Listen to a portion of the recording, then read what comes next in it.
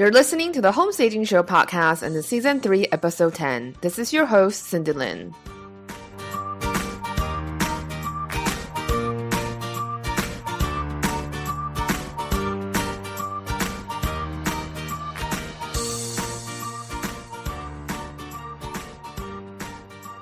Hi guys, welcome back to the Home Staging Show, where we talk about all things real estate, home staging, and styling your home to live or to sell. Our show is brought to you by our in-house product, EcoJo, the eco-friendly St. Joseph statue home selling kit. In real estate, there's a tradition of burying St. Joseph statue for good luck. But because all the existing products on the market were made with plastic, we made an eco-friendly version named EcoJo. He's all natural, won't harm the earth. For more information, you can visit our website at www.ecojokits.com, ECOJOEKITS.com. And hello from London. So I got here on Easter Sunday and have been kind of just readjusting life in London. I also started school 2 days ago. It's been super intense. After being at home in Taiwan for 2 months, I was really used to the living standard there and obviously the weather and stuff. And then moving over here, I really got a huge sticker shock because it's very expensive to live in London. And I feel a bit embarrassed talking about this because I feel like I way overpacked. I just feel like, I think there's this motivation of the fear of scarcity, especially taking a sabbatical this year. My income has drastically reduced. So I'm really eating a lot of saving just by being here for school. But I know it's something that I have to do because it's really exciting, I think, to learn new skills and expanding the field of expertise. For the longest time, I always joked that staging is a bit like Botox for houses, and now I want to do nose job. And it's really exciting to be able to learn how to do that. So I'm very grateful for this opportunity, but at the same time, I'm very scared. And a lot of it is being motivated by the fear of scarcity. And I think that really reflects by how I packed for this trip. When I came over from Taipei, I had my one check-in suitcase. I have 2 carry-ons, and both of them were filled to the brim. I just brought, I think, way too much. And I bought more art supplies. So even though I've been trying to practice my capsule wardrobe and trying to be mindful and be intentional about the things that I use, it's something that I feel like I definitely have to work on more about. Especially we did this 3-part series in the beginning of this season where we talk about manifesting, being more intentional, and just the whole idea of being more mindful. And so I think that's something I need to really work on this year. And I think the situation, the traveling arrangements and stuff like that, it's really going to help to motivate that.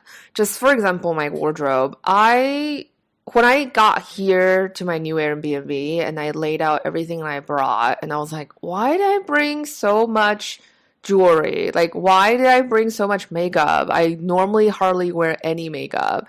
And why did I bring so many black shirts? You know, I mean, like, why did I bring 3 pair of pants? And then, like, you know, just stuff like that. I just feel like at the same time I have too much, but also I don't have enough. So that's something I've been working on and kind of readjusting to, especially now. It's not like I'm at home in Taiwan where I have pretty much everything at my disposal, or at home in America. It's really different when I'm, you know, staying in someone else's house or in student housing and stuff like that. So it's definitely a readjustment, and also readjustment for work too. I'm still scrambling and get back into a groove for the podcast and doing the blog posts, but it's just been very overwhelming with coursework as well. So I'm trying to balance it all. So being more intentional and being more mindful is something that I've been really practicing, I think, this month. And then actually that's probably the thing this year. Just being more, I guess, picky in general about the things I choose to take on, you know, the physical things I choose to have, and then also learn how to shed. I think it was really hard for me to part with things because I always was like, oh, but I can reuse this. So I end up hoarding it. But because realistically, I really don't have that much space. You know, I only have 1 suitcase and then realistically 1 carry-on. I just really had to be very aggressively eliminate And I remember yesterday when we were in class and we had to do this concept board for this project that we're doing. So it's a traditional British Victorian, and then we're taking a couple of the walls out and redoing the first floor and then adding a 2-meter extension in the back. So before we do all that, we had to do a concept board. It's just like the mood board I was talking about. It's really important to have a concept board because it helps you to organize your thought and put everything together. So I went through piles of magazine. I tear out all these things that I find very inspiring for my pretend clients, and I think would work really well for their project. And then I was going through the process of eliminating. And something that was really interesting was that there's this one picture that I really, really love. And it was going to be my focal point for the board, actually. But after the process of elimination, when I pull all the images together, that was actually something I end up eliminating because it just didn't fit. It just simply did not fit.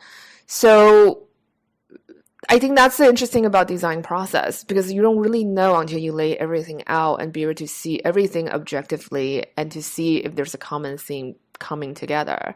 And one of the things that really gave me a strong impression was when the teacher said that you learn as a designer to be very, very choosy about what you choose to bring into the house, because that's what the client is paying you for. They're really paying you to edit.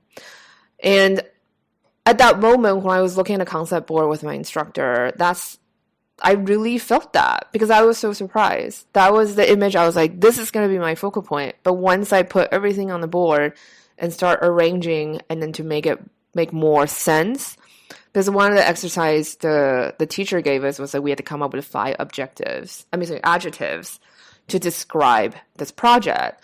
And so I wrote my 5 words down and I put it on a Post-it note and I put it in front of me when I was going through the photos. And I laid out my board and the instructor came over. She's like, well, this looks great, but I think we need to take a few things out. And then so after the process of going through the words and then kind of explaining my train of thought, and then I made a decision of taking my favorite image out because it just simply did not fit. And I think that really applies to life as well. I mean, the whole exercise, the whole idea of putting a concept board together. The teacher also said you can do that essentially for anything, for one room in your house or in your entire house or even your wardrobe. And that's really, I feel like that's the idea of doing the capsule wardrobe, for example. For a long time, I really struggle with the identity of being a creative. I really struggle with coming up with my personal style. I really struggle having a very definitive style that kind of translates into everything that I do. And that's something I've been trying to figure out for the last couple years. So I was very grateful for that exercise because it really kind of helped me to see that it is okay to let go of things because you're making the main goal stronger. You're making the core project stronger. And that doesn't mean like once you eliminate it, you take it out of your life completely. You can put it to use in other ways in your life or maybe in someone else's life. So that's just an idea and a thought that I have. I don't know why I'm so long-winded this morning. But anyway, one of the other new exercises I've been doing is making my bed every morning. I have never made my bed ever, I think since a child. It's not something that we just practice, when I was growing up with my parents. And pretty much every morning you get up, it's like boom, boom, boom, breakfast, whatever, and you're out the door. But I never really take a moment and to kind of just like be still and then take 2 minutes to like really properly make my bed. And I recently watched a video about the importance of making your bed every morning based on a speech given by Admiral William McRaven. So every morning, the SEAL instructors will inspect the beds and make sure they are made properly. It's actually such a simple task and mundane at best. But every morning, the cadets were required to make their bed to perfection. But the wisdom of this simple act has been proven many times over. The Admiral said that if you make your bed every morning, you will accomplish your first task of the day. It will give you a small sense of pride and will encourage you to do another task and another and another. It will also reinforce the fact that the little things in life matter. If you can't do the little things right, you can't do the big things right. Also, if you have a crappy day, you'll come home to a fresh bed made by you. So if you want to change the world, start off by making your bed. And after watching that short video, I've started practicing making the bed. And I have to say, at first I thought it was very stupid. I was like, it's making the bed. What is the big effing deal? Because not just this video, I listened to podcasts by Lewis House. He does this podcast called The School of Greatness. And I have to say, it really changed my life. It's a great podcast. If you have not listened to it, definitely check it out. And one of the things he's been talking about lately is making the bed. So I was like, why don't I just give it a try? So I have to say, I've been doing it for a week right now. Somehow I actually feel more productive. I definitely feel a little sense of accomplishment every time I make the bed. I'm not sure why. Maybe it's because I never made a bed before in my life.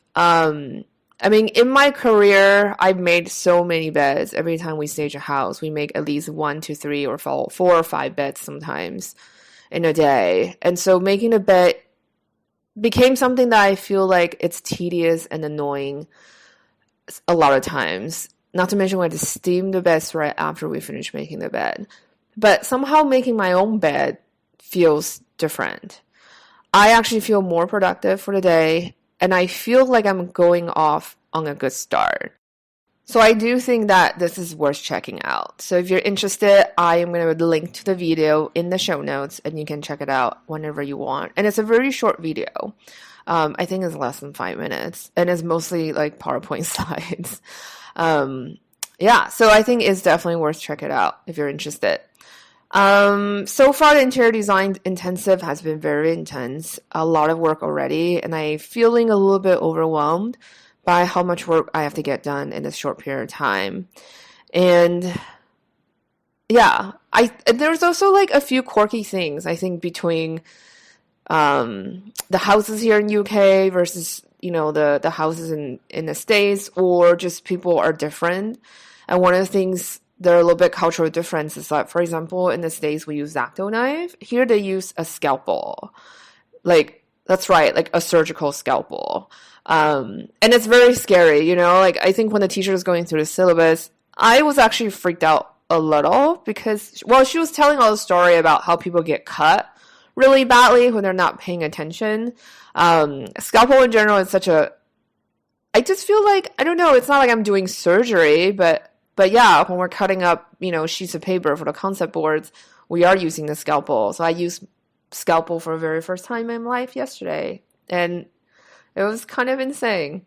And the Airbnb I'm staying at, it's a husband and wife, and the husband is an art curator and the wife is an architect.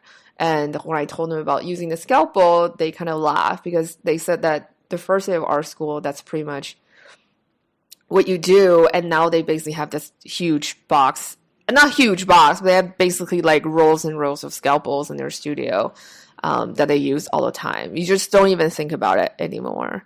And yeah, and it's kind of funny the school actually gave us a letter to say that because of course requirement, we sometimes may have to carry scalpel in your backpack, because I guess in London it's a law that you cannot carry a weapon on public transportation unless you have a legitimate reason.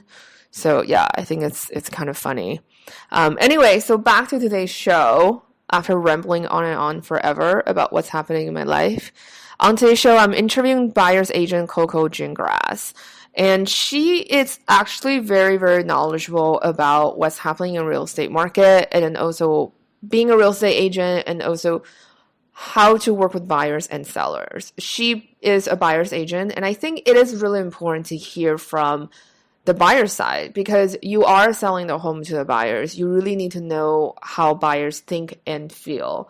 And that's one of the objectives of this show, is to really drill it into you that it's really, really important for you to let go of being a seller in terms of your stuff, how you like the house to look. It's really, really, really, really about the buyers. It's about when the buyers come into your home, how they feel in your home, if they can move in, they can move their stuff in, and if they see themselves building a life here.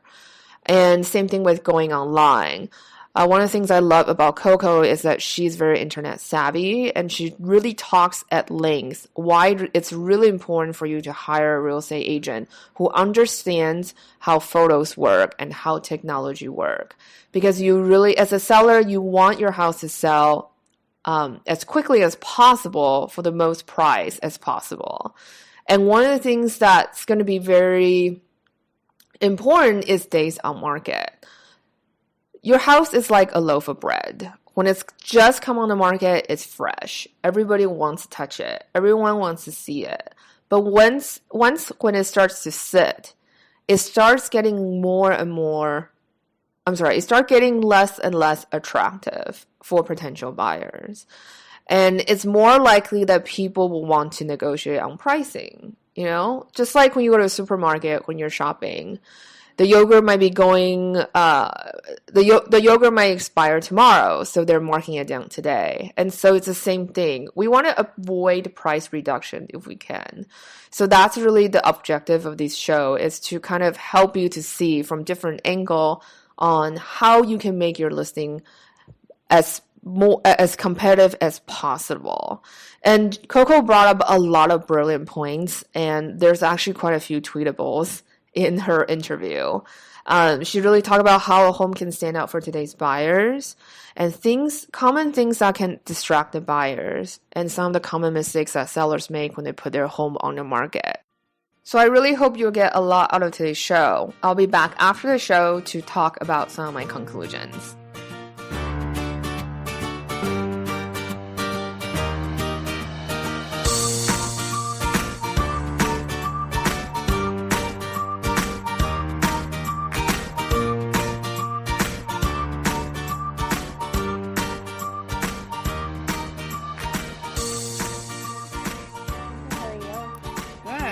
Your profile picture. Oh, thank you. This is a recent headshot I had taken. Yeah, it's very stylish. Thanks. Tried to do something different than the typical real estate agent, white button-down, starched shirt kind of photo, so. Yeah, with a gray background. Yeah, pretty much. Yeah, the black blazer, white shirt, gray background. It wasn't really my style, so. I was a buyer's agent for a minute 10 years ago, and that was my headshot. Was it? Oh, yeah. I mean, it's basically you go into training and then they set you up. They tell you to come dressed, for photos the day of training, and they put you in front of a gray background. And I had a headshot like that, and I maybe used it for 2 weeks before I went out and got my own. And I was like, this just isn't me. I remember we took this project, I think 2 years ago.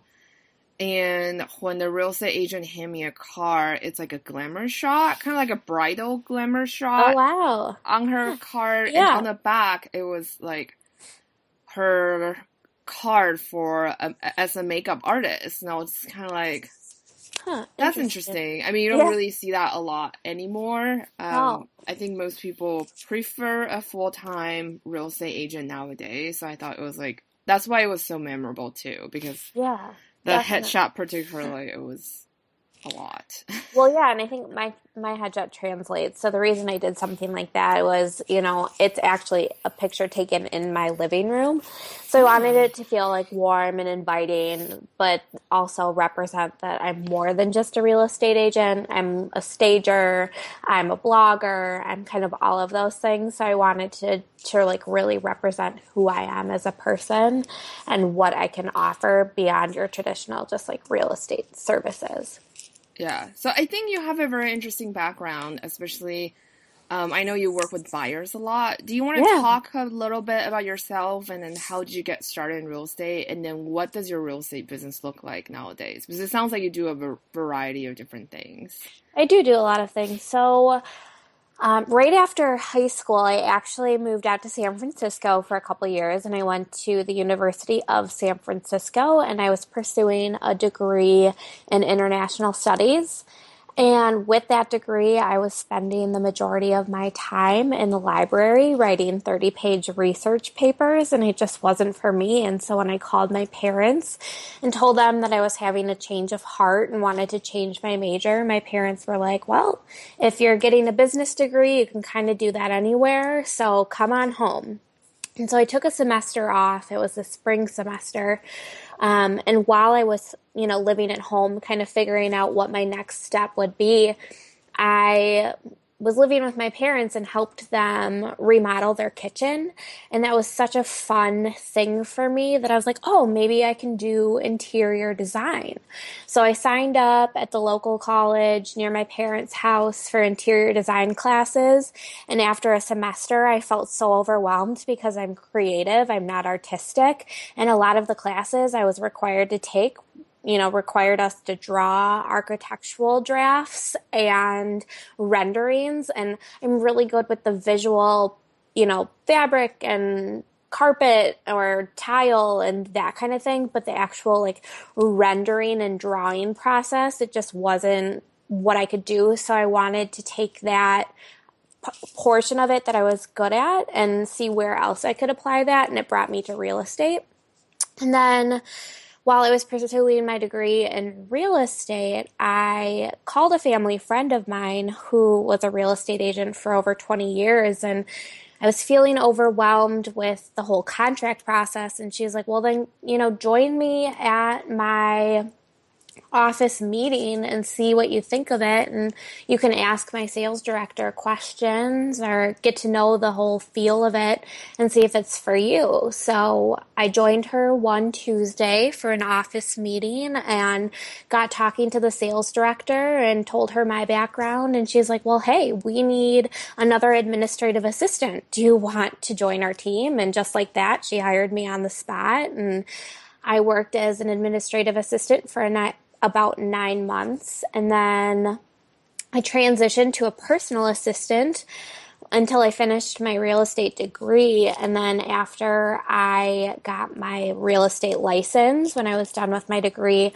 I became equal partners with the agent I was an assistant for. So I kind of worked different aspects of the real estate industry. I really learned the administrative aspect when I was the administrative assistant, but then I took on more responsibility and then became my own agent. So I have so much respect for those who are helping me, who work in my office and provide that administrative support, because it takes a lot more than it's more than just data entry. It's, you have to make sure that the contracts are filled in. And if you don't understand how to read the contracts, it makes it a little tougher. But it was great. And I gained so much experience by slowly transitioning to the next step that I just felt like I could hit the ground running. And the week my license was approved, I wrote my first offer and it got accepted, the next day. And it was awesome. Not many agents can say that.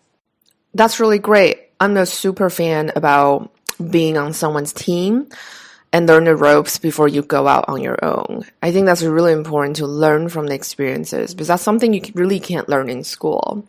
So it sounds like you learned a lot from this whole process.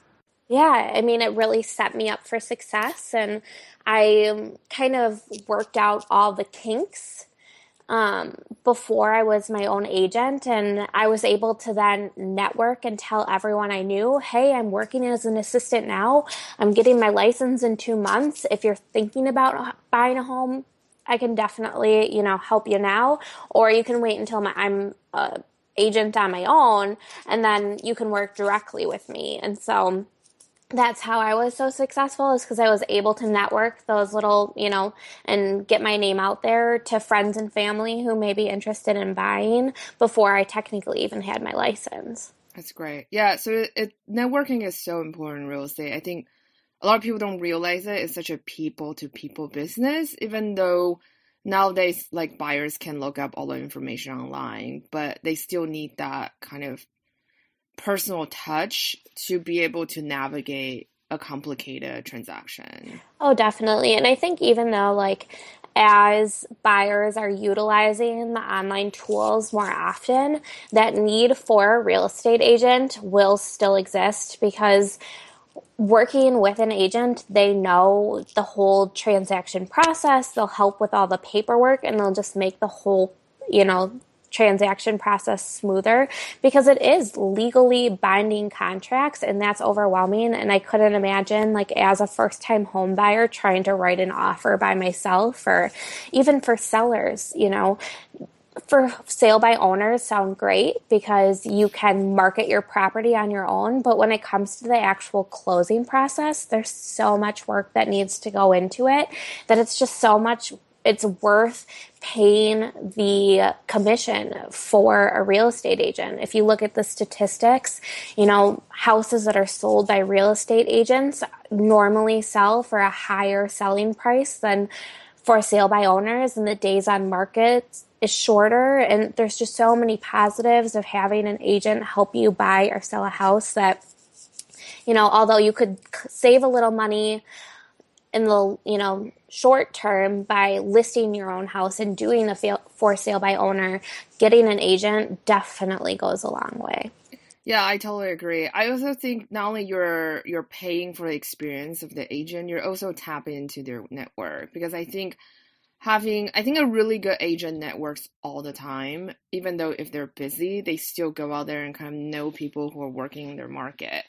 And so having a relationship, I feel like is also very important to make sure that they can pretty much hold the sale together because I feel like real estate transaction can be so fragile and it can fall apart really quickly. And if the agent doesn't know how to handle themselves, sometimes they can't hold that space to make sure that that transaction is pushed through. Well, definitely. So, for example, I took a listing last week, and there was a week from the time the sellers sold the listing contract or signed the listing contract, excuse me, to the time I actually put it in the system, so they could make some last minute changes that I suggested, like just changing a toilet seat and painting a wall. And so because they signed the listing contract a week before it actually went in the system, I was able to market to my office, hey, I have this listing coming up. It's in a great price range, a great neighborhood. If you have anyone interested, you know, reach out to me. And the minute we put it on the market, not even, you know, and 12 hours later, we already had showings scheduled. So that definitely works, you know, in the favor of my sellers because their house is going to sell a lot sooner than someone who doesn't have an agent networking for them. And Yeah, that's crucial. I totally agree with that. So can you tell us a little can you tell a little bit about the local market that you're working with? I don't know, it's like a tongue twister for some reason. Yeah. This morning I was like, I can't get it out. That's okay. So I work primarily in southeastern Wisconsin, so Milwaukee County and kind of the surrounding areas. It's about a 5 county area that we call the metro Milwaukee area. And so generally speaking, like the average day on market is about 70 days from the time the property is listed until the time it closes. And you have to factor that there's about 45 days from the time there's an accepted offer to the time, you know, it actually closes. So properties really are only on the market for 25 days without an offer, which is a pretty healthy market.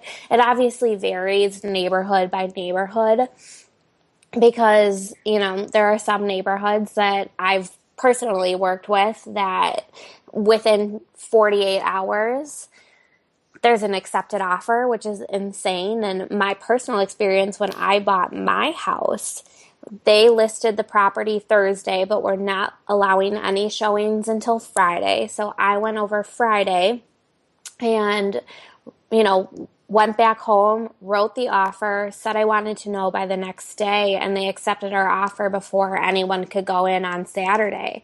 So it wasn't even really on the market or allowed showings, not even for 24 hours before I got an accepted offer. But, you know, working in the industry and knowing that I was ready to buy and what I wanted in a house definitely made things easier. So when it did come on the market, I could write the offer and I was ready to go.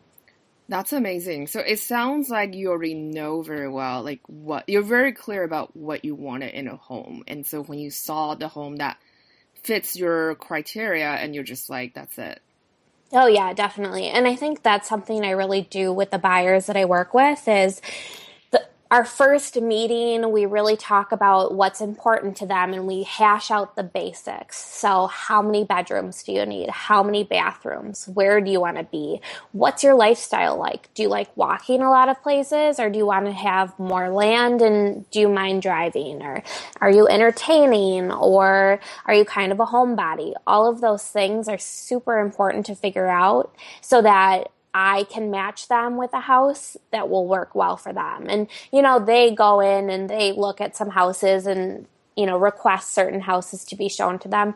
But a lot of it is, I feel like I'm a matchmaker, like someone pairs people with the people they're dating with. That's what I do as a real estate agent is I get to know you. I get to know what you're all about and what your interests are. And then I help you find a house that meets that. That's amazing. I remember when I was a buyer's agent, I think during our training, the broker that was doing the training said that you really have to talk to your buyers and really listen. But sometimes they say things that they think they want, but they don't necessarily really want them. Like, have you encountered that before with buyers? Oh, definitely. So what I do primarily is I listen to their list of wants and I make them choose what their top 3 to 5 items are. So if your top 3 items are closet space, a big backyard, and a big living room, like if I can meet those top 3 items in addition to your bedroom and bathroom requirements, I would consider that a win because unless you're building a house, it's pretty unlikely that you're going to find everything that matches. Mm-hmm. It's going to have to be a little give and take, but it's a little more of a trial or error, especially with first-time home buyers, because they don't necessarily understand what the value is. So sometimes it takes taking them to a couple houses that are in their price range to have them realize like, hey, I really can't afford at this time in my life everything that I'm looking for.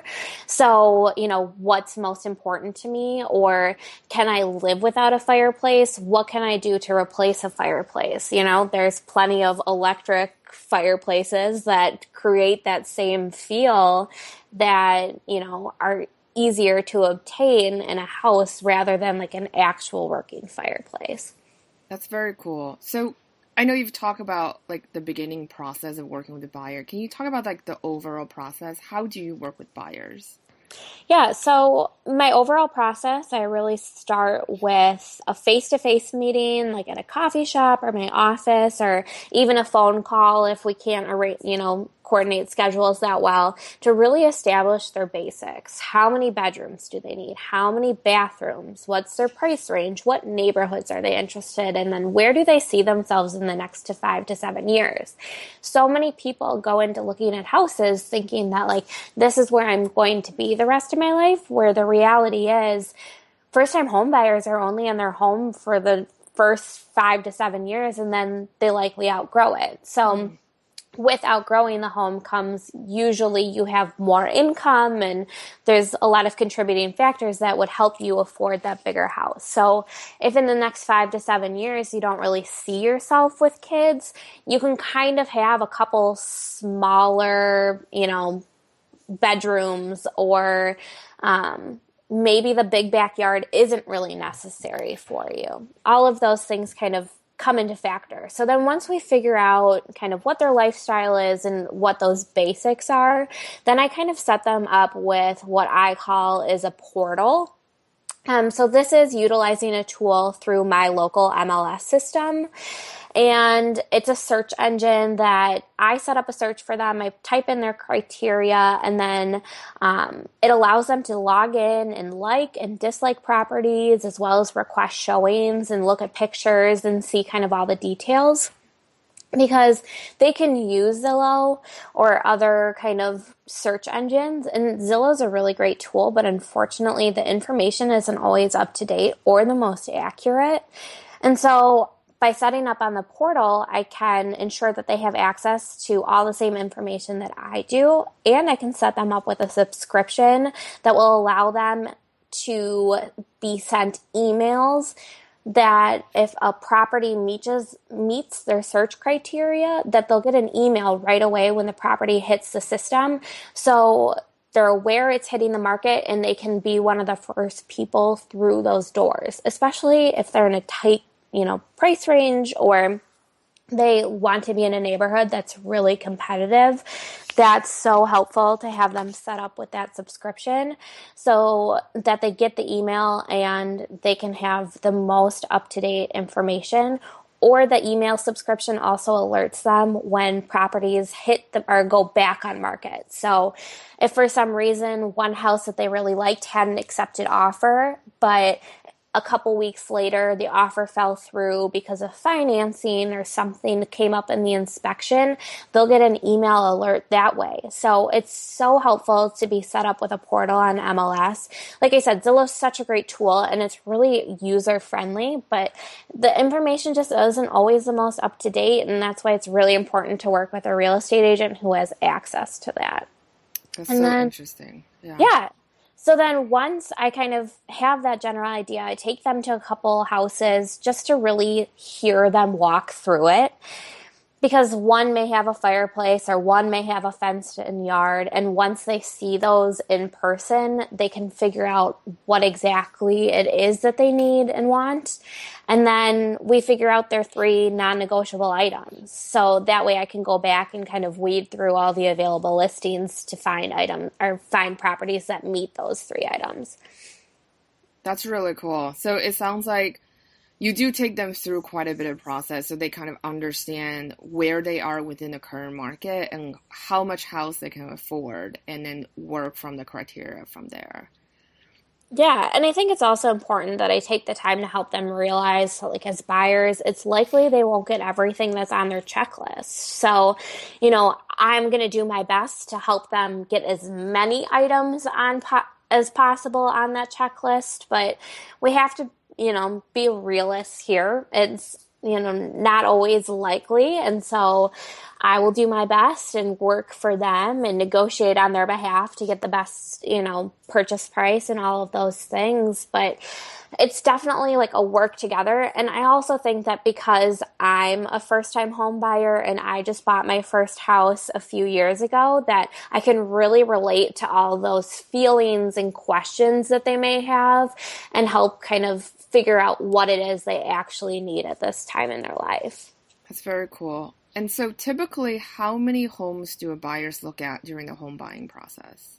So I really think it depends.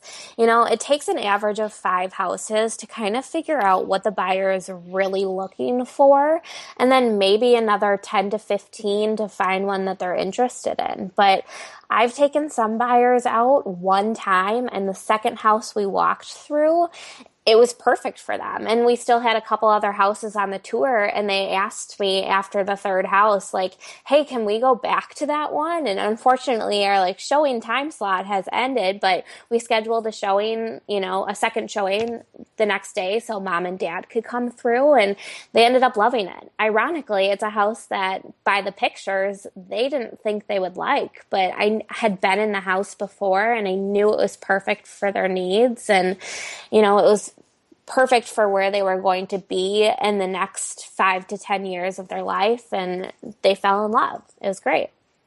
That's so interesting you brought up the pictures, because I think that is so crucial nowadays, especially people look at everything online. Even like dating, like finding somebody to get married with.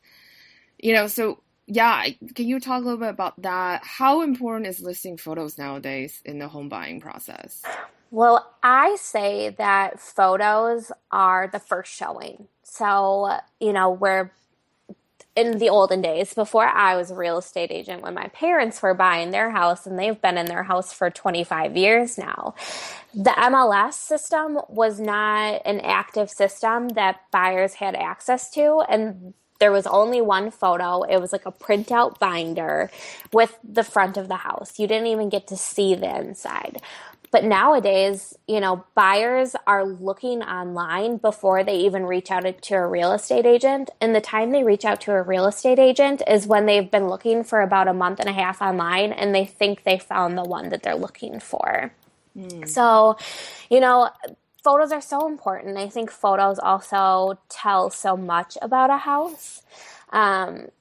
Professional photography, especially, utilizes a wide angle lens that makes the room feel bigger. But it also gives the buyers a better idea of whether or not the home is functional or would we meet their needs based on how the living room transitions to the kitchen, or where the different entrances are and all of those things. And if the photos are of poor quality or dark, or it feels like what the buyers are looking at is the furniture and not the rooms themselves, they bypass them and they can decide within 5 seconds whether or not they're interested in going into a house. Wow. So it only takes 5 seconds that Only your five listing can seconds. just fall off their radar Mm-hmm. completely. Definitely. That's insane. So when you're taking buyers out to look at houses, they're looking at so many homes at once. How can a home stand out for the buyers? Oh, there's a lot of things. I think the most important part is depersonalizing and decluttering. So it's hard for a seller who's lived in their house for 10 years to really realize that what may not be distracting for you may be distracting for a buyer. Having a lot of personal family photos all over a wall could make it hard for the buyer to really envision themselves in your home, and ultimately could be the deciding factor and whether or not they choose a different house over yours. So, and another thing too is furniture. If it's in the right position in the room, the flow just feels better, and buyers are able to figure out whether or not their furniture will fit in the room, or whether or not it would fit their needs if they like to entertain a lot, or they have a pull-out sofa that they need to be able to fit in their living room. But if they put it in their living room and the current homeowner's stuff is like big, bulky furniture and it feels cramped, they may say that, hey, this might not fit, and it may deter them from, choosing that house over another one. Yeah, I think that's a really good point, especially in the home buying process. There's definitely a lot of things that people go through in their mind when they're walking through the houses as well. Yeah. And how do today's buyers find the homes that they're considering buying? So like I said, I think, a lot of buyers are on websites like Zillow or Realtor.com, and they just flip through photos. And it's not really until they find one that they're genuinely interested in that they reach out to a real estate agent. So it's all about online presence. And if your home has photos that are just kind of average quality, or the staging doesn't translate well to professional photography, you're likely going to miss out on a lot of opportunities. And it takes quite a few buyers to actually go through the house before it, gets an accepted offer. So I don't have a specific number of how many times or how many buyers walk through a house before it gets an accepted offer. It really depends. But, the better your house shows online, the more chances you'll get people actually in the house, and the better and quicker your house will sell. That's very true. So how do your buyers find you? It depends too. So it's, there's so many factors. I work with a couple lenders personally who, if they have, buyers wanting to get pre-approved for a mortgage and don't have an agent already, they can refer them to me. And then I get a lot of referrals from friends and family members who have friends that are looking. And I also do have a presence on Zillow. So, Zillow really is that first point of contact for a lot of buyers. And so once I, get contacted on Zillow by buyers, then I can really figure out what it is they're looking for and set them up on the MLS portal to get the more accurate and up-to-date information. That is so interesting. Yeah, so I think Zillow has turned into some sort of social network in a way, because I know I think on Zillow, like consumers can actually ask general questions about how to buy a house, for example, or how to sell a house, and agents can actually answer those questions. Yeah, there's lots of different avenues that Zillow's taking, and it's a very well-known name. So, and they have lots of commercials. So when buyers are sitting at home and they see a commercial, and they have the commercials that create the emotional appeal of what it means to be a homeowner and, what would happen to your life if you become a homeowner. People think Zillow when they think searching for a home and naturally gravitate towards that website. Yeah, exactly. Yeah, I think market presence is very important for the consumers. They really need to have that because I think most consumers don't really know the difference between maybe going to Realtor.com or Zillow.com or Trulia.com or Redfin, but they see the brand awareness. They see the commercials, and then they know, okay, if I need to look for houses, look for listings I want to buy, these are the website I go to. Exactly. Yep. That's exactly how they, find Zillow or whatever website they decide to use. And I think another thing really is just like if you are buying a car, you ask everyone, hey, where'd you buy your car from? Who was your salesman? Like, why did you choose this car over that car? All of those things. So, also having really great friends and family who know that you're working in the business and, want to support your business, that's important too. When I mentioned that I'd written an offer the first week of having my license, it's because months before I was at a baby shower and I told everyone at the baby shower, hey, like I'm getting my real estate license. If you're ready to buy, like give me a call. And sure enough, like one of the people I was talking to decided they were ready to buy and gave me a call, and we started looking, and that's history. That's a really good prospecting idea. Yeah, Mm-hmm. definitely. People who are moving through different phases in their lives, for example, baby showers, they're Getting definitely, married. yeah, Yeah. getting married. They're definitely looking to buy or sell, to basically move out their current home. That's really Yep. interesting. Yeah, that's great. Good for you. And Thanks. then, what, in your opinion, what are today's buyers looking for? So a lot of things, it kind of just depends on the buyer, but big selling points are bathrooms and kitchens. Buyers know those are the most expensive projects. And first-time home buyers who are, buying on a really tight budget don't have the budget to completely remodel a kitchen. So, if it doesn't have a lot of counter space, it's kind of a downfall to them, especially, bathrooms that don't have a linen closet or have a small vanity that don't have enough room, to even put a toothbrush on. That could be a huge deter for certain buyers. But it kind of just depends because there are buyers who don't mind the project. Hmm. That's really interesting. And what are some of the areas that sellers should pay more attention to when they're putting their home on the market? So neutralize and depersonalize. I mentioned this before. It's hard for buyers to envision themselves in your home if there's distractions such as large furniture or family photos on the wall.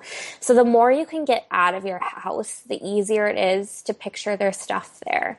So I always kind of suggest maybe get a storage unit or, put everything that you can live without in a basement in organized tubs or something for a few months because it, like you said, it's really hard for buyers to envision themselves if they can't see past all of the seller stuffs.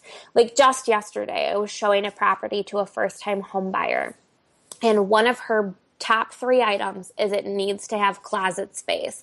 And when we were looking in the dining room closet, the seller had clothes and like accessories and shoes in the dining room closet. And she's like, well, if the seller doesn't have enough room to keep all her clothes in her bedroom, then this isn't right for me because that's one of my top three items. So, and right when she saw that, the house was instantly ruled out.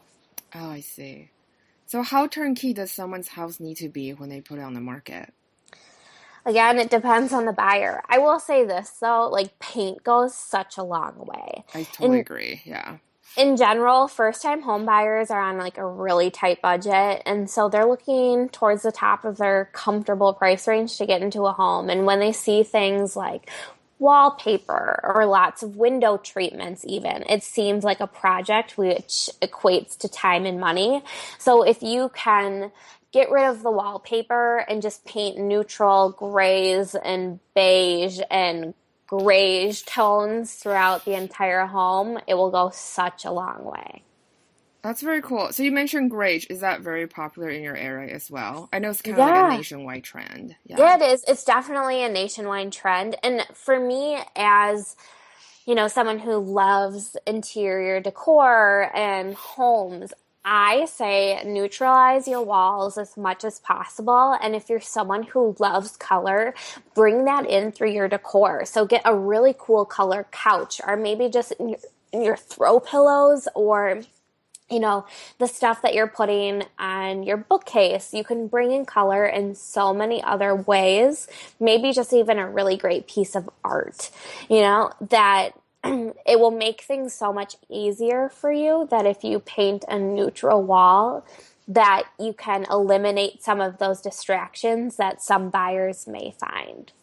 I totally agree. I mean, we teach staging and I write about staging, and that's exactly what I always preach.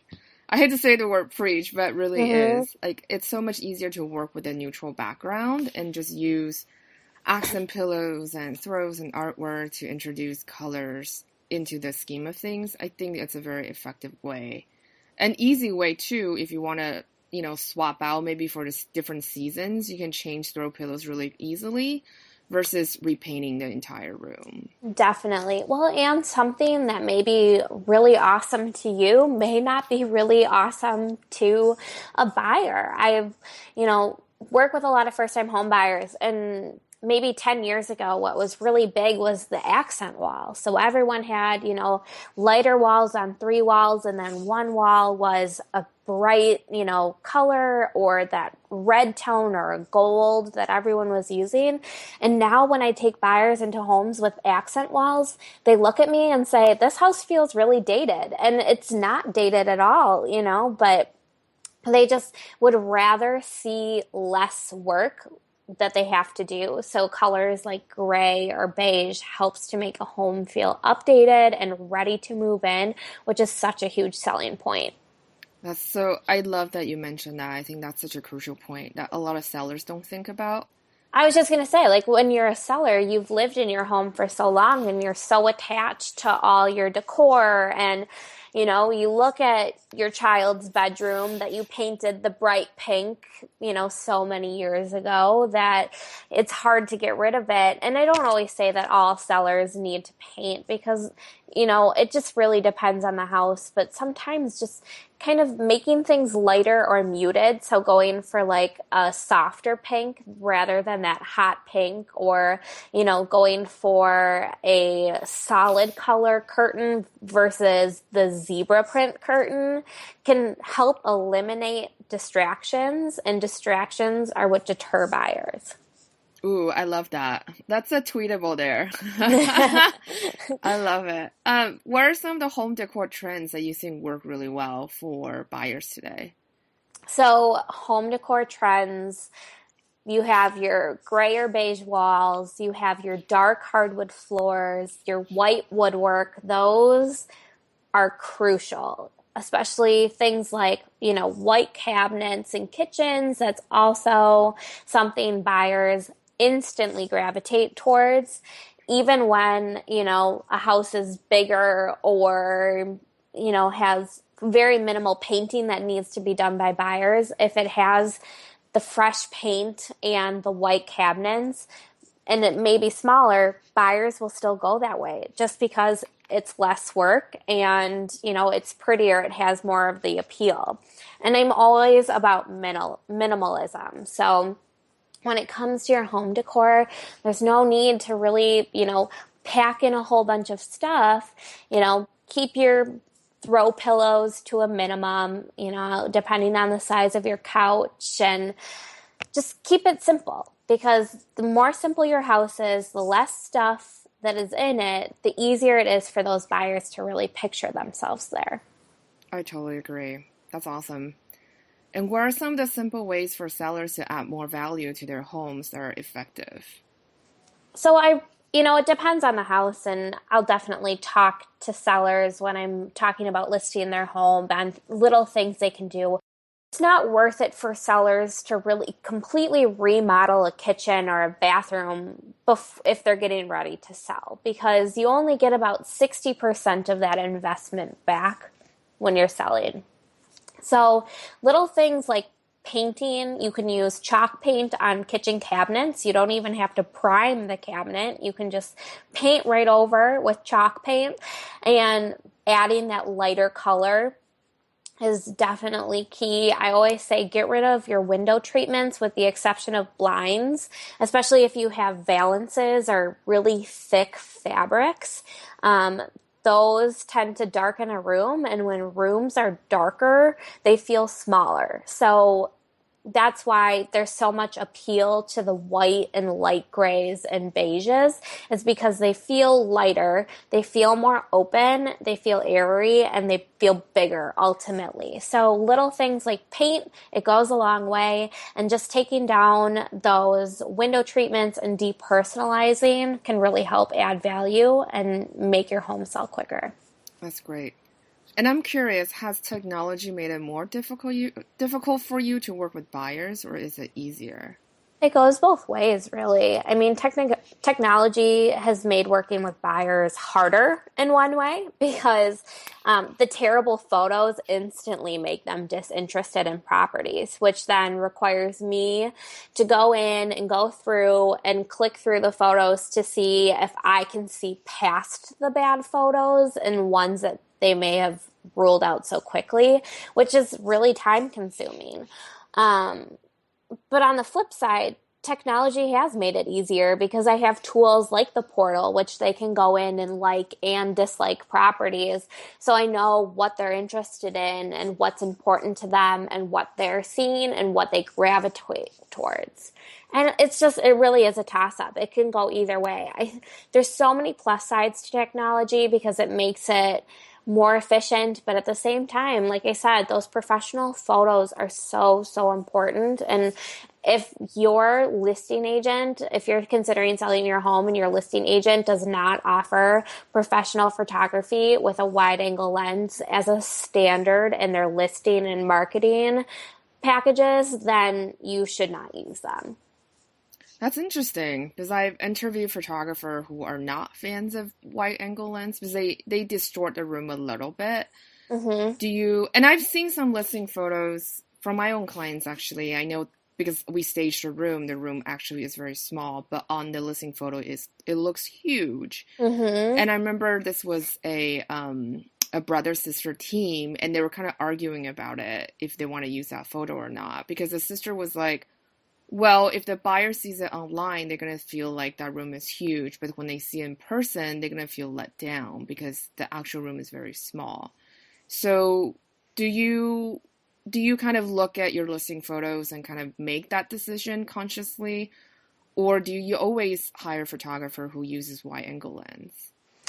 I always use a wide angle lens for my photography. I think that yes, although you may have the wide angle lens that distorts the room or a little or makes it appear bigger than what it really is, my goal is to get people into the property. And if rooms, look small and people can't see past that and can't see or feel the other appeals to the home in person, then I'm not doing my job. I need to get people inside the house, and wide angle lenses help that. And I think wide angle lenses also show a larger perspective, so they do help show those transition ways between the different rooms and help create a idea of what the flow of the property is. And that is so important because, like I said, if you don't get people into the property, they're not going to buy it. That is so fascinating. I'm really loving this conversation, and I love that you brought up the transition area because I think a lot of times especially when I see agents that take their own photos, they really just focusing on taking photos of the actual room, but they don't really show the transition area. So for someone who has no frame of reference, just to look at it online, it's very difficult for people to tell like what the floor plan is like. Exactly. And that's where wide angle lenses really help because you can see, like, okay, I'm looking at the living room and the living room has really great big windows, but then right next to the living room, there's the stairs that lead upstairs and they're beautiful and they're, dark hardwoods with the white treads and everything like that. So then you get a more cohesive idea of like what rooms are right next to each room, which is so important. I mean, you can only do so much with photography and using just your standard digital Coolpix or Nikon Coolpix or whatever camera you use, it only shows so much and you're limited. And I just think the quality is better when you're using a higher, DSLR camera with a wide angle lens, something like that. Just, it looks better, it's crisper. And when people are pulling it up on their computer, they're not getting the grainy, dark photo that you may get if you take it with a standard digital camera, or I've even seen agents take pictures with their iPhones. Yeah, I hate that. I mean, like, no matter how advanced iPhone photos are nowadays, it still doesn't do the rooms justice. Especially just, you Exactly. simply don't have that wide angle. Then even just a point of shoot, I think if you really don't have the resource, at least get a point and shoot, then just use your camera phone. Yeah. Yeah. Well, and I think the most important thing about photography and that sellers need to keep in mind is that the photography is supposed to show the buyers what the room looks like. And if you don't use a wide angle lens, often the focus becomes what your furniture is. Hmm. And so, they may be distracted by that. And I'm all about eliminating distractions. So by using that wide angle lens, they can get a larger feel for what the room looks like and would be more willing to actually view the property in person. That is so true. And so, same question, but on the flip side, has technology made it more difficult for you to work with sellers, or is it easier? For sellers, well, like I mentioned, sellers think that because there's access to websites like For Sale by Owner or Zillow where you can upload your own listing, um, it's made it harder because people think they're more capable of selling their own home. But if you look at the statistics between a house that's a for sale by owner versus a house that is listed by an agent, they often have a higher selling point. They have a lower day on market and, they're exposed to more buyers because a lot of buyers that are working with real estate agents aren't looking on websites like forsalebyowner.com and things like that. So, as far as sellers go, yes, I understand the appeal in listing your own home, but there's so much work that you don't understand that goes into it, that it's really in your best interest to work with a real estate agent. And have you ever had seller, like say you did a comp, like a Mm-hmm. CMA, and so comparative marketing analysis or something like that, right? Is Yeah. that what Yep. CMA That's stands for? exactly it. Sorry. Mm-hmm. So what happened is you come up with a pricing, you go to the seller, and the seller goes, but I look up my house on Zestimate, on Zillow, and my house is worth more than that. And so how do you educate the seller in the sense that, like, just let them know that Zestimate might not be 100% accurate because there's a whole variety of reasons. Do you actually talk to them about that? So usually what I find is what I come up, the number that I present with a CMA is actually higher than what the Zestimate is. And I Mm. find that Zestimates are actually more of an issue with buyers. So what Zestimates take into account is they're looking at what the assessed value on the tax record is in combination with what recent houses in the neighborhood have sold for. But assessed values and market values are completely different things. You know, what a market value is what a buyer and a seller, a reasonable buyer and a reasonable seller can agree upon. Where an assessed value is, you know, someone from the city that you live in comes in and makes a checklist of all of the things your home has to offer. And oftentimes, assessed value is only 95% of the market value. So market value, or what I think you should list your home for, is often 5% more than what the Zestimate is saying. And, you know, it's not the same. So the Zestimate really isn't an advantage to anyone, and it's a lot harder to overcome and help buyers understand that Zestimates are more guidelines, and they take into consideration two things that really should not be combined. They're like oil and water. Interesting. That's a great way to put it, because I think assessed value is probably a bit behind, and it's also a little outdated because you're going by county records. Right. It's by county record, not only, but think about it this way. Per assessment values, carpet is considered an improvement, so it's actually more valuable versus hardwood floors. But can't all buyers agree that they would rather have hardwood floors than carpet in most cases? So, you know, it's one of those things where you think that the assessed value is true, but what the systems that they're using are really not, you know, comparable to what buyers would place more value on.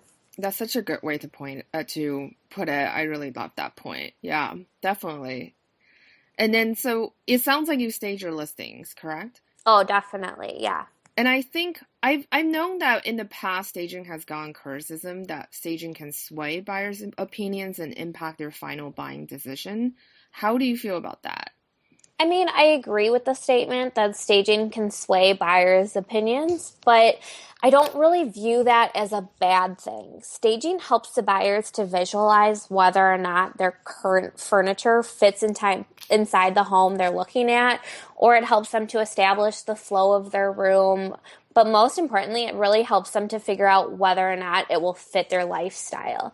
If they're the type of people that, you know, love to entertain and have a sectional sofa and, you know, a big dining room table, if the room does not fit a sectional sofa and it can only fit maybe two love seats, maybe it's not the type of house that they need. So I think really what staging does is help them to kind of figure out what the lifestyle that goes along with that house and whether or not it would fit their needs.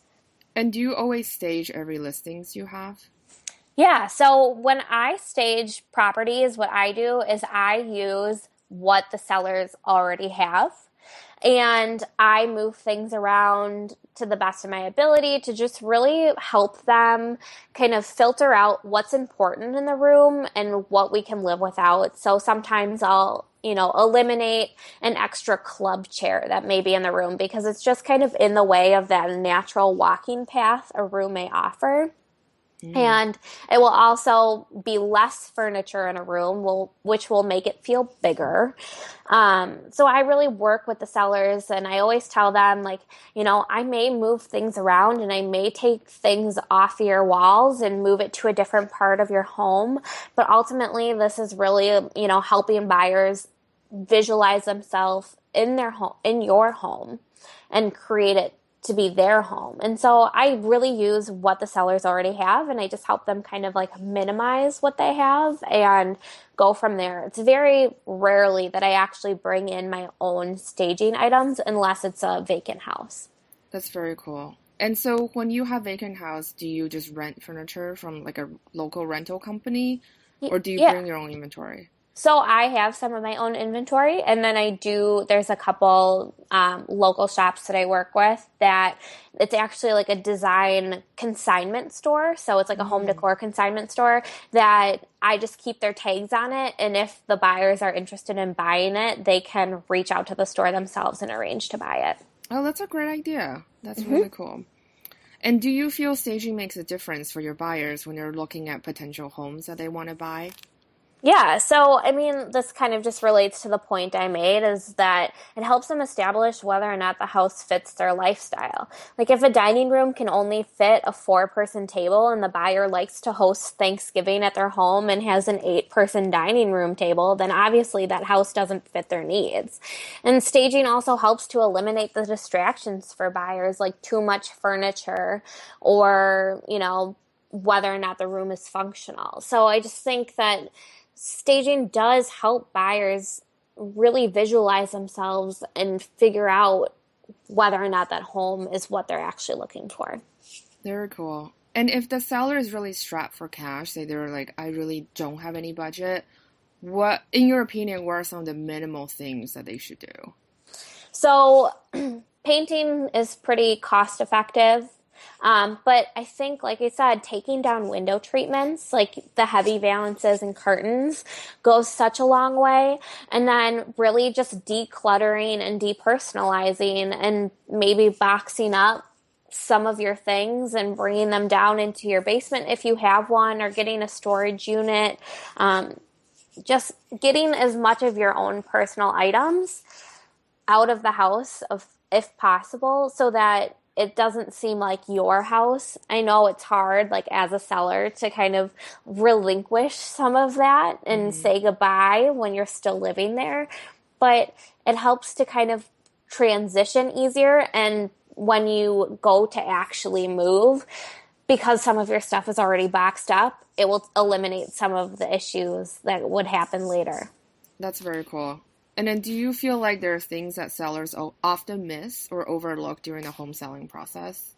Well, it's really hard for sellers to depersonalize because they've been living in the home for an extended period of time. And so they overlook how their family photos may distract from a buyer envisioning themselves in the home.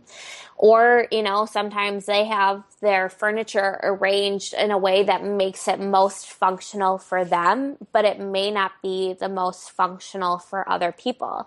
So I've seen in times past where living room has had two entrances and someone has put their couch blocking off the entire, one entire entrance to the living room. And, that was distracting for certain buyers because they were like, well, if you can't figure out furniture that fits in this room, that you can enter from both ways, this may not be the most functional house. So, kind of really going through having that third party opinion of a real estate agent or a stager to kind of help you make that room feel less cramped and more functional and help eliminate the personal items too, can really, help eliminate those distractions that the buyers may come across. That's awesome. I love that. And then what are some of the triggers that make buyers buy? Say like if they finally narrow down to two final choices, how do they go about to pick the home that they want to buy? There's many factors that could play into this, like location and price are huge. Location, location, location is what real estate is. But just for example, if two homes were located in the same neighborhood listed at the same price, it's likely they'll choose the one that feels bigger or requires the least amount of updates. So, if it came between one that had paint and the other one had wallpaper, they may choose the one that requires painting over the one with wallpaper. That's a really great point. It's basically ultimately when you're a seller preparing your house for a sale, you really have to make sure it's going to be as easy as possible for the buyers to move in within your budget, obviously. But Definitely. And yeah, I understand, like, not all sellers are in the position or want to invest in having the wallpaper removed or painting.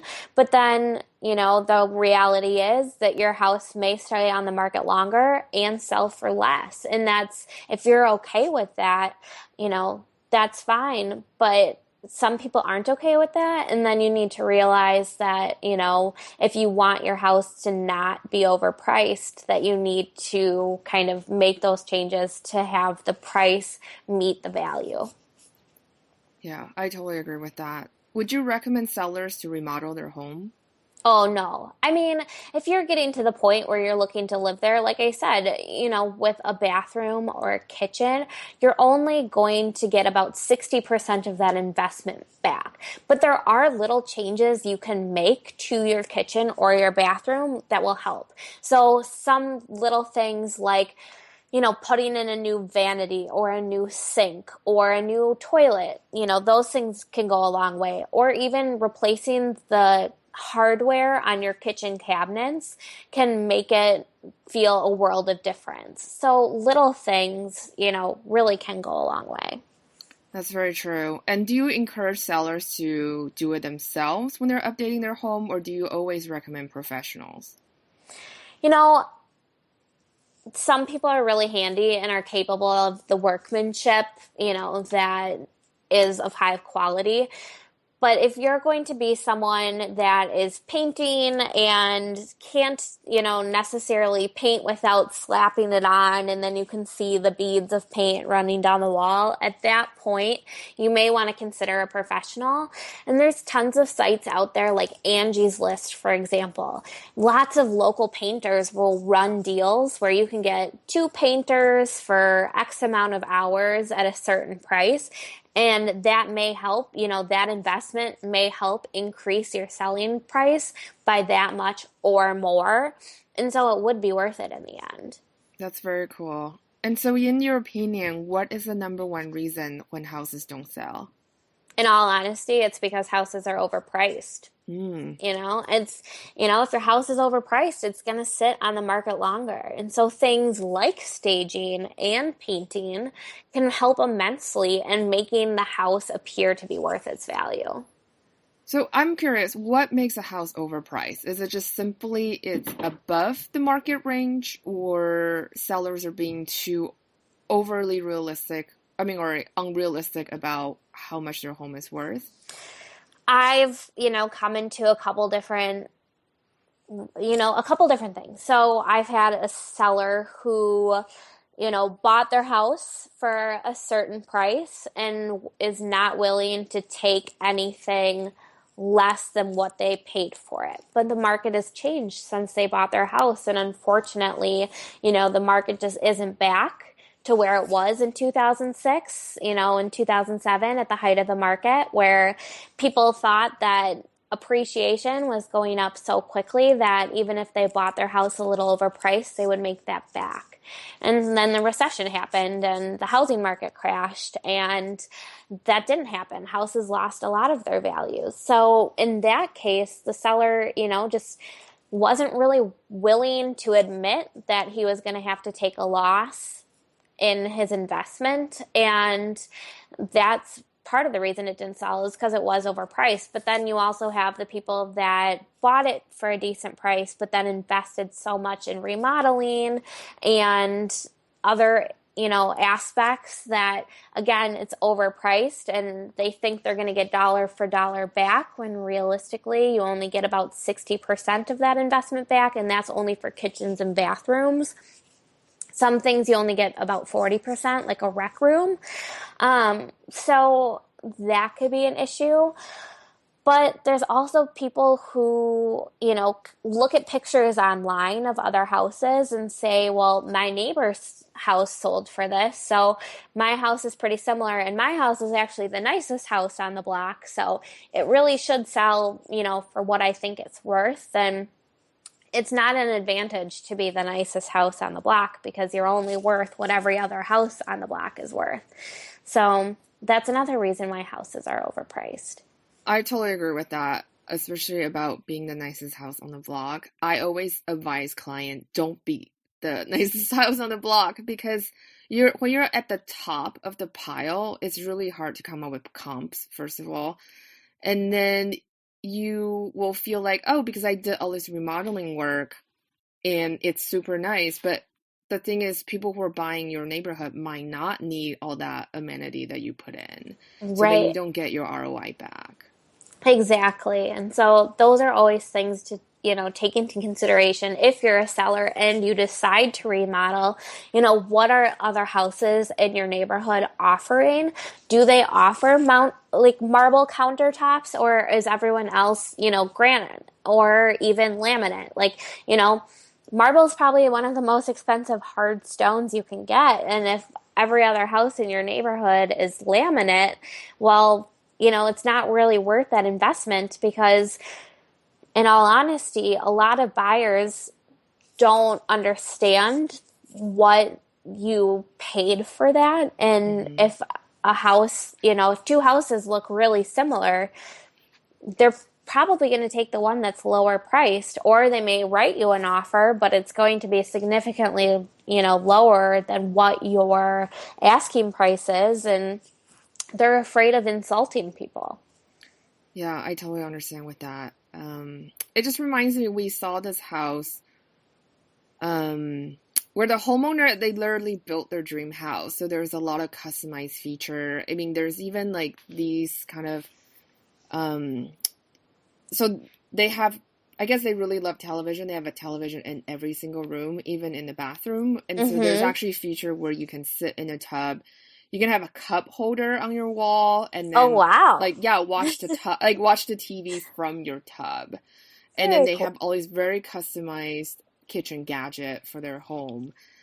And they had these custom wall treatment where it makes the wall look a little like glitter depending on what kind of light hitting on it. And the problematic thing is that it was really difficult to remove that finish Mm-hmm. and to repaint actually too. And they had a very it's in the Sunset neighborhood in San Francisco, and for listeners who are not familiar with that area, it gets foggy pretty Yeah. often, especially in that particular neighborhood. So it's always dark, and then interior walls of their house are eggplants Ooh, with okay. custom wall treatment. So it was very difficult.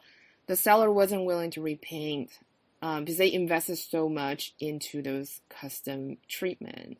And it Mm-hmm. made the home very difficult to sell because a lot of times, I think, especially when buyers, like you said, when they're looking through so many homes, they're going to pick the one that's the easiest for them. That's going to be the least expensive for them to update for their lifestyle. So when you have a lot of remodeling done in your home that's very specific to your own taste, it makes the home more difficult to sell. Definitely. Yeah, I agree with that wholeheartedly. Yeah. It's really unfortunate. I hate seeing homes like that because I feel for the sellers, but at the same time there was really not a whole lot we could do unless they're willing to commit to change everything Right. back. And I think, like, as a homeowner in general, like, you should buy a house to live in it, not Hmm. to, make your money back or make more money, on your home because you're choosing a place where it fits your lifestyle. And so, yeah, of course, you don't want to, like, lose money on your investment by you don't want to lose your money, but you have to make the decisions and remodeling decisions that make the most sense for you. But in the back of your mind, very small, like smally, you should be thinking about resale value and is this just, what something I would like or would other people like this as well? And, you know, if there's a small, glimmer of the chance that someone may not like this or the majority may not like this, maybe you shouldn't, or maybe you should try to figure out a way to meet in the middle somewhere so that when you do go to resell, you're not eliminating a lot of buyers right off the bat. Yeah, I agree with that assessment very like yeah, basically. I'm really incoherent today. I'm sorry. I apologize. It's okay. It's Um, Monday. it is Monday. It's an MLK day. So thank It you so much for is. being on the show today. You bet. But in real estate, you kind of don't stop even on weekends and holidays, unfortunately. So, Not at all. You know what? But that's all right. I willingly chose that because I liked the flexibility that my job offered. And, I can sneak out of the house and, do some of my own personal things in the middle of the day. And yeah, I may work a little later at night and come or work more on the weekends, but It's all about finding the balance, and you can still work night and weekends and still see your friends and family if you are able to multitask and really, find a good group of people to work with as well. Fortunately for me, I have a business partner and one other agent on our team, so we're really great about, helping each other find the balance, and it's great to be able to rely on other people. Yeah, I totally agree with that. And I've noticed too, most top producers I've come in contact with, most of them have a very solid teams. Mm. And it may be the team member, say there's a couple of them, and then one might specialize in buyers, one might specialize in selling a specific neighborhood. And so they all have their own specialization and niche that they're very strong in. So it really helps a lot to be able to take care of their clients when you have that strong support. Oh, definitely. I just, for the most part on my team, so there's my business partner and I do a lot of working with buyers. She works with quite a few buyers as well, but is primarily our listing agent. And then we have one more agent on our team who works almost exclusively with investors. So he started working in corporate America and bought some investment properties of his own. And, when he turned 27, he realized corporate America was not for him, and he quit his six-figure salary job and decided to take a risk and join the real estate industry, and has been very successful since that changed, in just working with investors. And he works with some, friends and family that are regular home purchases, but he enjoys it and he can see the value in places, so it works phenomenally with other buyers. That's great. That's really great. People I think has this misconception about real estate agents or people work in real estate in general, like, it's easy money or whatever. Actually, I think to be able to build a very successful real estate career, you do really need to have that commitment and the passion. Like, you really do have to like houses and like dealing with people, because I think that's really the number one thing. I think most top producers we've been in contact with are really people person. They generally love working with people and are very passionate about what they do. If you hate working with people, this is really not the industry for you. Definitely not the industry for you. And, what I think is alarming is that if you look at the statistics, 87% of real estate agents fail within the first 3 years, Yeah. because for a lot of people, real estate is a second career. So they're leaving, the comfort of a salaried job where they receive biweekly checks for a straight commission based, income, where you don't know when your next closing is coming. And it's an expensive career to have. You have your, association dues, and you don't get paid until the transaction closes. So all the gas that you're utilizing to drive from property to property, and it gets really expensive, but in the end, it's so rewarding to see where people are after they've moved in and they're all settled a few months later after the closing, and to just know what kind of impact you've had on them to help them get their house. It's incredible and so worth it for me. Yeah, it's such a huge part of someone's life, to be able to buy a house or to sell a house.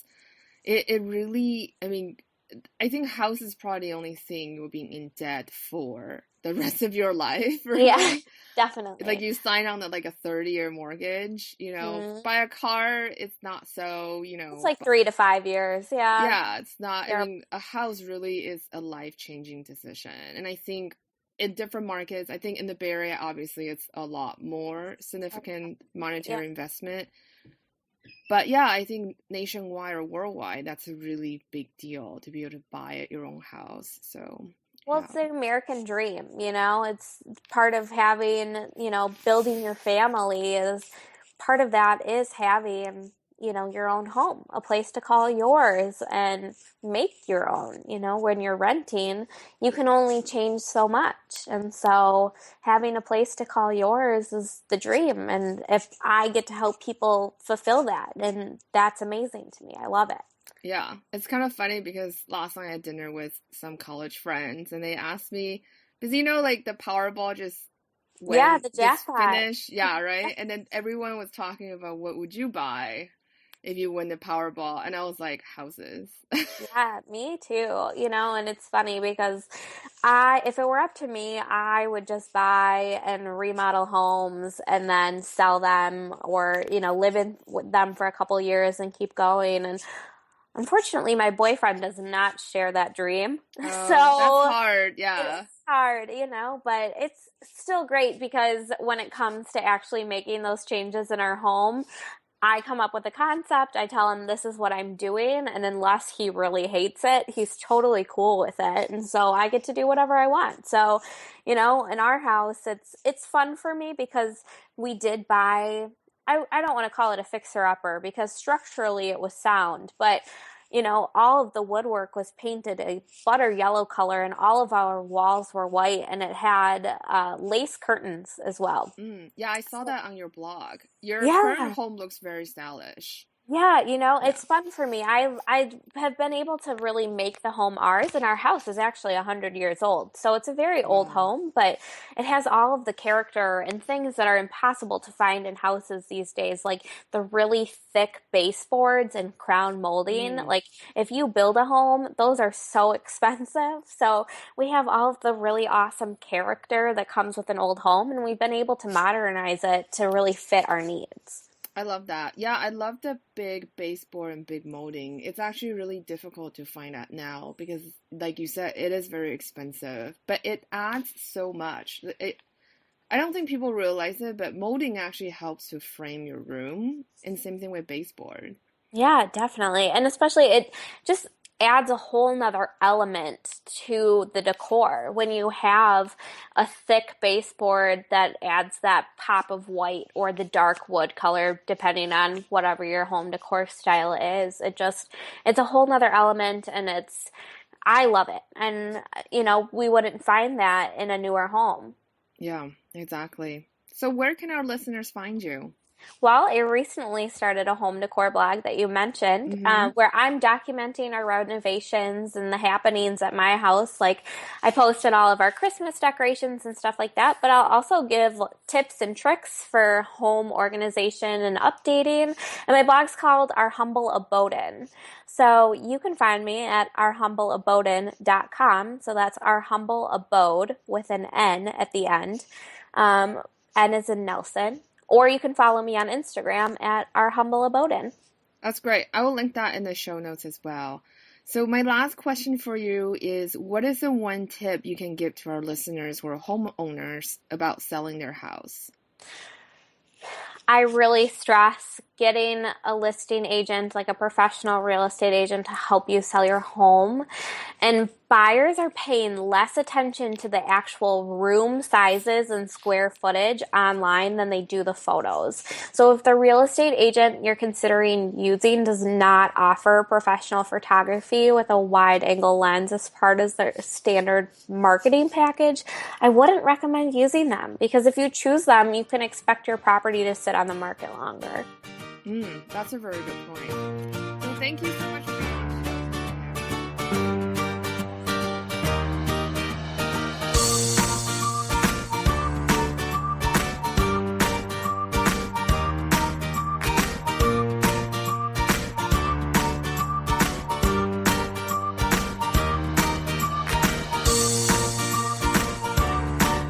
So that's it for today's show. Thank you so much for listening. I hope you got a really great takeaway from Coco's interview. And just to remind you guys, listing photo is the first showing. So you want to make sure that your listing photo is going to really, really tell the story on what is so great about your house and why your buyers should buy it. The other thing is distractions are what deter buyers. That's really another great takeaway from today's interview. So when you're staging your house, you want to have as little distractions as possible. So it's not necessary that you necessarily have to make your home turnkey, but you do want to deter buyers from just be like, hey, I don't really want to buy this house because like the example that Coco gave, if you have clothes in the dining room closet, that means you're not having enough room for closets upstairs.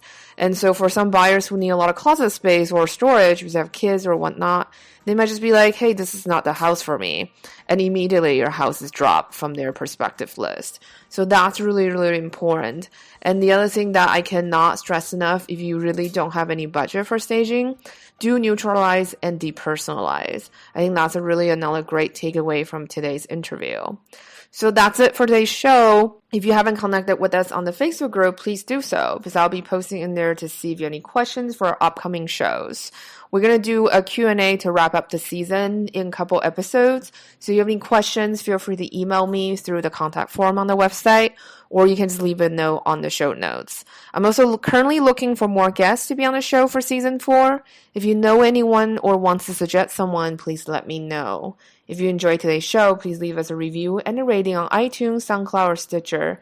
It only take you probably 5 seconds to do so, but this will really help us keep the show going. As usual, feel free to ask any questions on the show notes or in our private Facebook group. You can find the show notes by going to our website at www.stageformore.com/podcast and just select the episode that you want.